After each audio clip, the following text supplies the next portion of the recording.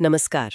हाँ। आज हम यजुर्वेद के ज्ञान सागर में एक डुबकी लगा रहे हैं। हाँ। हमारे पास जो स्रोत है वो एक काफी विस्तृत लेख है। शीर्षक है यजुर्वेद यज्ञ मंत्र और ज्ञान का सार। जी।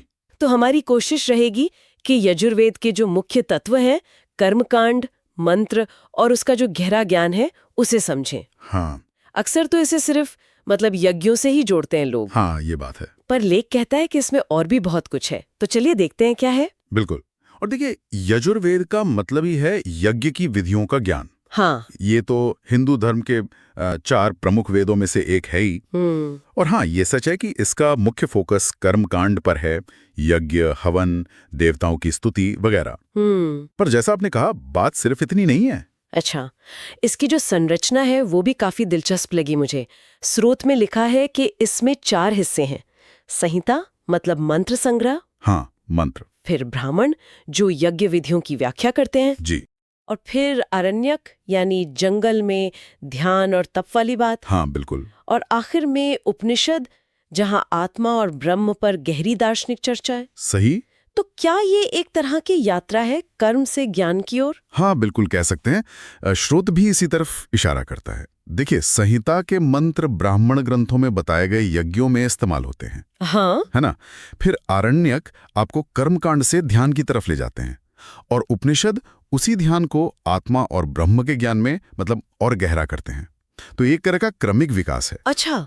और ये जानना भी जरूरी है कि यजुर्वेद की 2 मुख्य शाखाएं हैं, कृष्ण यजुर्वेद और शुक्ल यजुर्वेद। हाँ, ये भी लेख में था। कृष्ण यजुर्वेद में क्या है कि मंत्र और उनकी व्याख्या ब्राह्मण वाला हिस्सा वो मिला हुआ है। अच्छा, मिक्स है। हाँ, जबकि शुक्ल यजुर्वेद में ये दोनों अलग अलग हैं, ज्यादा व्यवस्थित तरीके से। जैसे तैत्तिरीय संहिता कृष्ण यजुर्वेद की खास शाखा है और माध्यन्दिन शुक्ल यजुर्वेद की। तो ये सिर्फ प्रेजेंटेशन का फर्क है, मूल बात वही है। हाँ, सार वही है, बस प्रस्तुति अलग है। तो यहाँ बात दिलचस्प हो जाती है। यजुर्वेद सिर्फ कैसे करें ये नहीं बता रहा, नहीं, बल्कि ये क्यों करें और इसका असल मतलब क्या है, इस पर भी गहराई से बात करता है। बिल्कुल सही कहा आपने। स्रोत इसी बात पर जोर देता है कि यजुर्वेद का मकसद सिर्फ यज्ञ करवाना भर नहीं है। वो यज्ञ की सटीक विधि, असरदार मंत्र, अलग अलग कर्तव्य, ये सब तो बताता ही है। लेकिन साथ ही त्याग, समर्पण और आत्मज्ञान जैसे जो गहरे दार्शनिक विषय हैं, उनकी नींव भी रखता है। ये कर्मकांड को दर्शन से जोड़ता है एक तरह से। लेख में कुछ बड़े यज्ञों का भी जिक्र है, जैसे अश्वमेध है, राजसूय है। जी। क्या इनके बारे में कुछ खास बात बताई गई है, सिर्फ नाम के अलावा? हाँ, जैसे अश्वमेध यज्ञ के बारे में स्रोत बताता है कि ये सिर्फ राजा की शक्ति दिखाने के लिए नहीं था। अच्छा। इसे एक बहुत जटिल अनुष्ठान के तरह देखा जाता था, जो ब्रह्मांड की व्यवस्था और समाज के संतुलन को बनाए रखने के लिए था। और इसमें समाज के हर वर्ग की भागीदारी होती थी। ओहो। इसी तरह रोजमर्रा के जो छोटे यज्ञ हैं, जैसे दैनिक अग्निहोत्र, वो व्यक्ति को रोज के जीवन में अनुशासन और एक तरह की कृतज्ञता सिखाते हैं। ये बात तो सही है। और उपनिषदों पर आते हैं। ईशोपनिषद का जिक्र है, जो कहता है कि ईश्वर हर चीज में है और त्याग से उपभोग करना चाहिए। हाँ, तेन त्यक्तेन भुंजी था। ये विचार यज्ञ में जो आहुति देते समय कहते हैं ओम इदम न मम, यह मेरा नहीं है, इससे कैसे जुड़ता है? बहुत गहरा जुड़ाव है। स्रोत बताता है कि इदम न मम सिर्फ आहुति देते समय बोलने की बात नहीं है। अच्छा। ये असल में जीवन देखने का एक नजरिया है, जो ईशोपनिषद के त्याग के साथ भोग करो वाली बात में झलकता है। दुनिया की चीजों का इस्तेमाल करो, पर बिना चिपके हुए, बिना अहंकार के।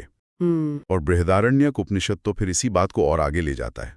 आत्मा की अमरता, ब्रह्म का स्वरूप, इन पर बहुत विस्तार से बात करता है। और वो मशहूर प्रार्थना अस्तोमा सद्गमया तमसोमा ज्योतिर्गमया मृत्युर्मा अमृतम गमया, हाँ, वो भी यहीं से है, यजुर्वेद के बृहदारण्यक उपनिषद से। ये तो सिर्फ मंत्र नहीं, पूरा दर्शन है इसमें। बिल्कुल। मुझे असत्य से सत्य की ओर ले चलो, अंधकार से प्रकाश की ओर और मृत्यु से अमरता की ओर।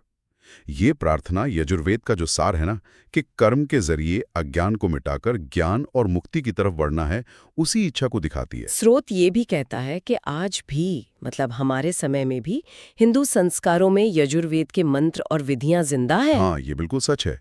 आप देखिए, विवाह, जनेऊ, गृह प्रवेश, यहाँ तक कि अंत्येष्टि में भी। हाँ, होते हैं। और जो शांति पाठ होते हैं या दैनिक पूजा पाठ है, उनमें भी यजुर्वेद के मंत्रों का इस्तेमाल बहुत आम है। तो ये दिखाता है कि इसकी प्रासंगिकता सिर्फ पुराने समय तक ही नहीं थी। तो सब मिलाकर देखें तो स्रोत यजुर्वेद को सिर्फ एक कर्मकांड का ग्रंथ नहीं मान रहा है। नहीं, बिल्कुल नहीं। स्रोत के अनुसार यह कर्म, श्रद्धा, समर्पण और ब्रह्म ध्यान, इन सबको समेटे हुए एक जीवन शैली है, एक पूरा मार्ग है। जीवन शैली। हाँ, ये सिखाता है कि सही विधि से, पूरी निष्ठा से किया गया कर्म बेकार नहीं जाता, बल्कि वो आपकी आत्मा को शुद्ध करता है और ज्ञान की तरफ ले जाने वाली सीढ़ी बनता है। ये एक तरह से एक्शन ओरिएंटेड स्पिरिचुअलिटी है, मतलब कर्म पर आधारित आध्यात्मिकता। और यहीं पर एक सोचने वाली बात आती है जो लेख हमें सोचने पर मजबूर करता है। जी।